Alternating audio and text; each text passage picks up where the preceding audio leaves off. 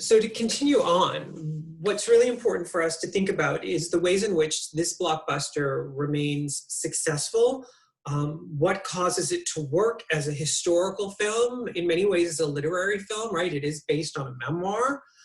Streep's performances are outstanding throughout the film. She in many ways dwarfs Redford. Unfortunately, he was not nominated for anything, she was. And what I really want to draw attention to, especially as we look at desire in literature and film, is this film as a love story.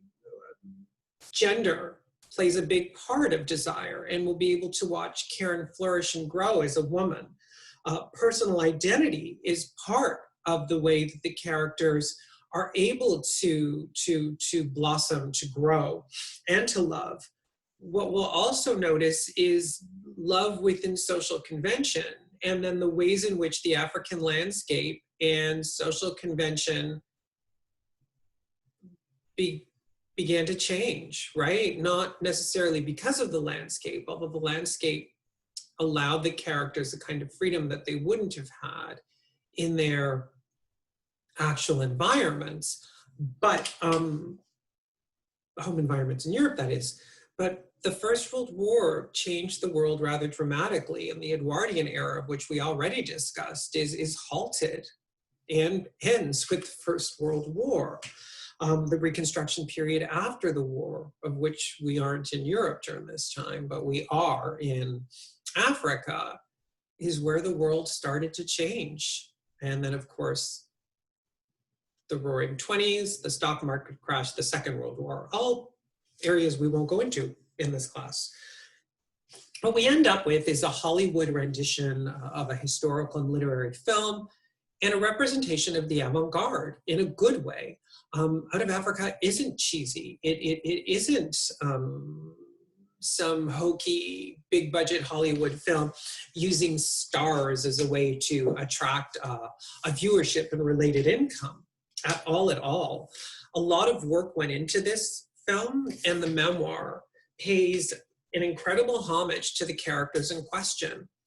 At the beginning of the film, Karen's voiceover happens with a montage of images, which in some ways confuses the reader, as I'm presuming this really was the goal of the editing team.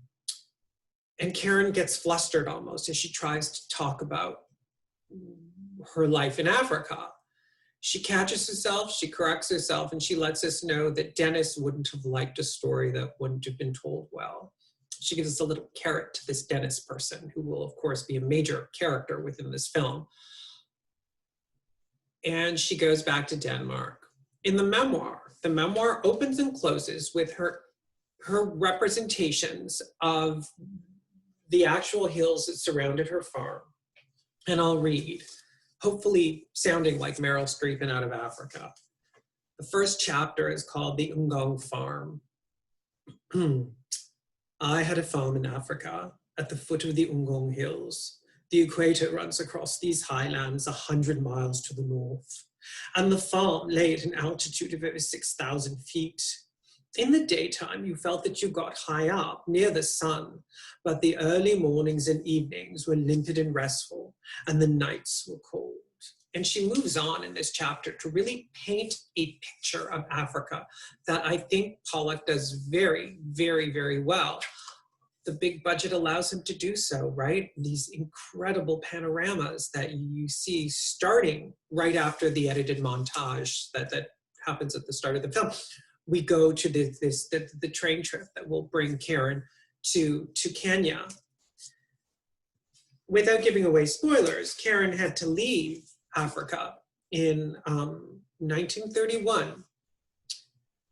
And her last paragraph of her memoir, and we'll see how that fits the end of the film, no spoilers, reads as follows. From there to the southwest, I saw the Ngong Hills.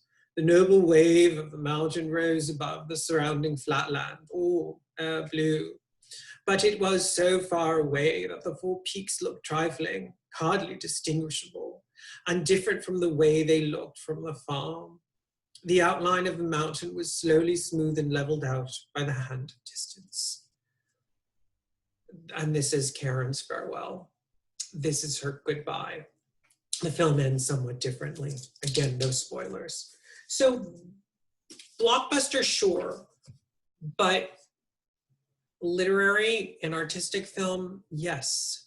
Yes, the finances involved with the production of this film allowed Pollock to do what he wanted to. He was never held back, or apparently not.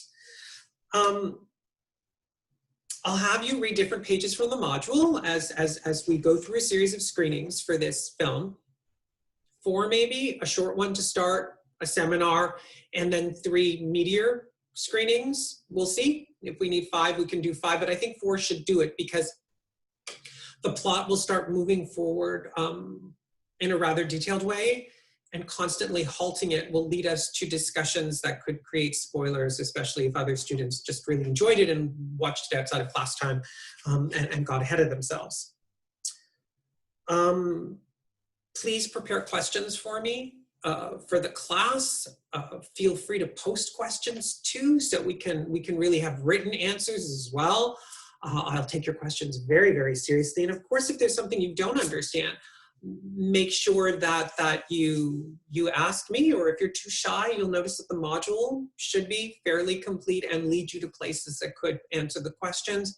And in the age of the internet, by typing in your question with the film's title, you're gonna most definitely find your response.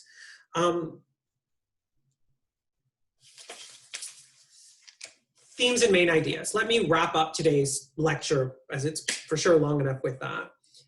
The pastoral love setting, Africa as fetish, colonization and problems with colonization, race relations and empire. These are all big main ideas within this text. The social world of the time and related social convention, very important as well, along with sociological places in society. Remember, Karen has a title. Think about if you feel that the characters with titles have a sense of entitlement and thus a very particular place within this aspect society. We also notice that there'll be shifts in the realities of the geography. So for lack of better terms, think of God and destruction, even creation as well. We'll watch nature, right? Powers stronger than human beings override what is set up. And as a result of what is set up, we'll see destruction and creation happen throughout the film. Death and dying are either could be seen as motifs or possible themes that run through. In other words, life and human existence, but also the end of life. So again, it's harder for me to go into detail, no spoilers. That's the goal. I don't want to ruin the film for you. Storytelling, as I articulated earlier, is integral to this film. And it's almost like an intertextuality between the writers and the memoir and the actual end product. How do we tell a story? What is a good story? And what makes a good story work? Identity and autonomy. You'll notice that our characters all strive for an independent form of identity that separates them from their others in society of the time and in the representation of the film. Marriage is very important in this film too, and we'll watch rather modern representations of marriage either take place or exist between the characters in ideological discourse. This is very important and reflects the actual history of the time, the ways in which human beings started to think about shifts in marriage. We'll also have a chance, and this is possibly the most important one for last, Blixen as a female writer, writing under her maiden name, but with a male first name, right? Isaac Dinesen. And then looking at Karen Blixen as a woman during this period of time. We're going to be able to see proto-feminism happening in this film. And as your prof, it's important for me to emphasize these. Karen Blixen went, the real one, against the grain. Karen Blixen as a character goes against the grain. She embodies the proto-feminism of the actual non-fictional basis of her character. So thank you for listening. I really hope you like this film, and I'm looking forward to hearing your comments and your questions and all of our discussions about this film. Thank you.